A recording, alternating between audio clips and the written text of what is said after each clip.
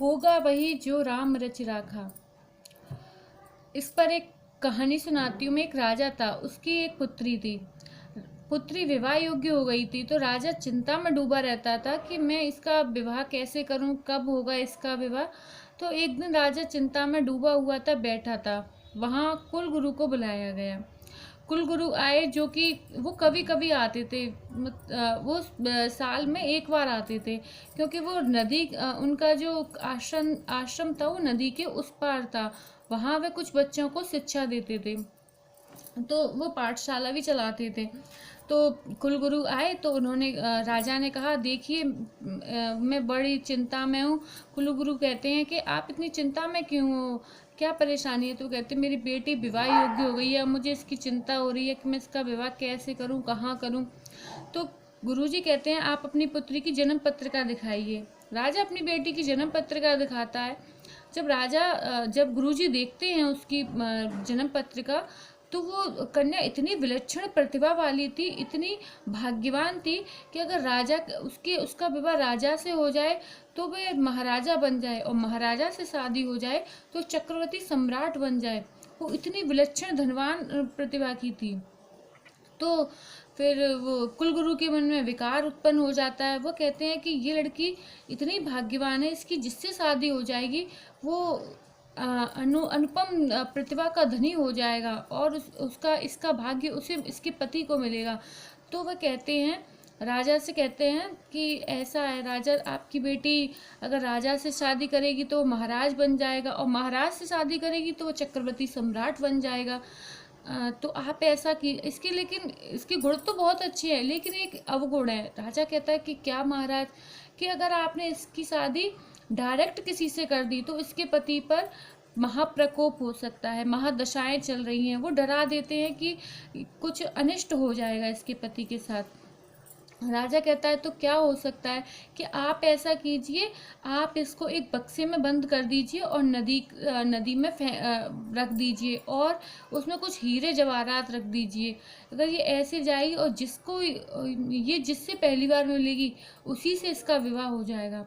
राजा ऐसे ही करते हैं। गुरुजी चले जाते हैं और वह अपने जो पाठशाला में बच्चे थे उनसे कहते हैं कि आज तुम जाओ और आज तुम्हारी छुट्टी है, लेकिन एक नदी में बक्सा आने वाला है, उसको मेरे पास ले आना, और मुझे एक कमरे में बंद कर देना, और मैं खूब चिल्लाता रहूं, चीखता रहूं, लेकिन तुम दरवाज़ा मत खोलना। बच्चे कहते हैं ठीक है गुरुजी।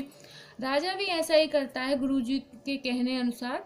वह अपनी बेटी को एक बक्से में, भारी बड़े बक्से में बिठा देता है, और उसमें हीरे जवाहरात माणिक्य रखवा देता है, और अपनी बेटी से कह देता है, बेटा तुम्हें जो ये खोले बक्सा और जो तुम्हें पहली बार देखे तुम उसी से विवाह कर लेना। बेटी कहती है ठीक है पिताजी। वो बक्से को नदी में फेंकवा देता है राजा। तो फिर जैसे वो नदी बक्सा तैर के आ रहा होता है, तो नदी के किनारे एक राजकुमार शिकार के लिए जा रहा होता है। वो थक गया था तो वो आराम करने बैठा हुआ था।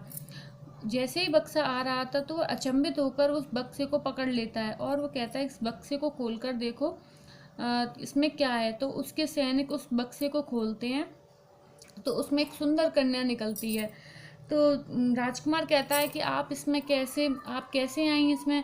तो वो कहती है कि मेरी कुंडली में कुछ दोष था, तो पिताजी ने इसमें मुझे बिठा दिया था और मुझसे कहा था कि जब तुम्हें जो भी पुरुष मिले तुम पहली बार में उससे विवाह कर लेना। तो राजकुमार कहता है ठीक है। तो उसमें से वो एक अंगूठी निकालते हैं, और वहीं विवाह हो जाता है, वहीं उनकी शादी हो जाती है। फिर राजकुमार उस बक्से को बंद करवा देते हैं और कुछ रखकर उसको कहते हैं कि अगर तैर के जा रहा है तो बक्सा ऐसे ही तैर के चला जाएगा। वो राजकुमारी को निकाल लेते हैं। बच्चे आते हैं, वो जो पहले से प्रतीक्षा कर रहे थे वो बक्से को उठा के ले जाते हैं और नदी के किनारे खींच लेते हैं बक्से को। बक्सा बहुत भारी होता है, लेकिन बच्चों की भी संख्या अच्छी खासी थी, 50 बच्चे थे, तो वो उस बक्से को उठा के ले जाते हैं।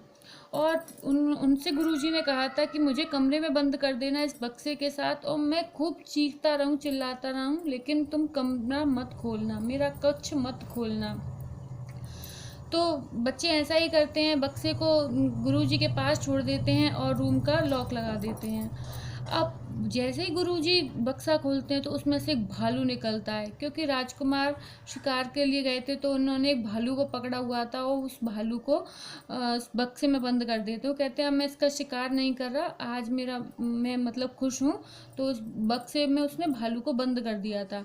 भालू जो कि बहुत परेशान था, इतनी देर से बक्से में बंद था, तो वो आक्रामक हो जाता है और गुरुजी के ऊपर टूट पड़ता है। गुरुजी गुरुजी को सब समझ में आ जाता है और वे परेशान हो जाते हैं और गुरु गुरुजी को वो खाने के लिए दौड़ता है। तो गुरुजी परेशान हो जाते हैं और वे उनके हाथ में एक चौक होती है, वो चौक को उस पर श्याम पट पर फेंक कर मारते हैं और लिख देते हैं कि देवम इच्छा प्रबलम, यानी कि जो देव की इच्छा है, जो भाग्य की इच्छा है, वही होता है, कि भाग्य प्रबल होता है। इसी तरह कभी भी आप अपने मन के विकारों को खुद पर हावी ना होने दें। अगर आपका कोई काम नहीं बन रहा है तो आप चिंतित मत होइए, आप दूसरे काम में लग जाइए। क्या पता ये देव की इच्छा ना हो, ईश्वर की उसमें इच्छा ना हो, और ना ही आप किसी के शादी विवाह को लेकर इतने चिंतित होइए, क्योंकि जब आपकी कन्या पैदा होती है उसी के साथ उससे पहले उसका वर पैदा हो जाता है, और भगवान ने सबकी जोड़ी बनाकर रखी होती है। बस आप तो निमित्त मात्र हैं उन जोड़ियों को मिलवाने के लिए। इसीलिए आप चिंतित मत होइए और बस ईश्वर का भजन कीजिए और ईश्वर पर सब छोड़ दीजिए। धन्यवाद।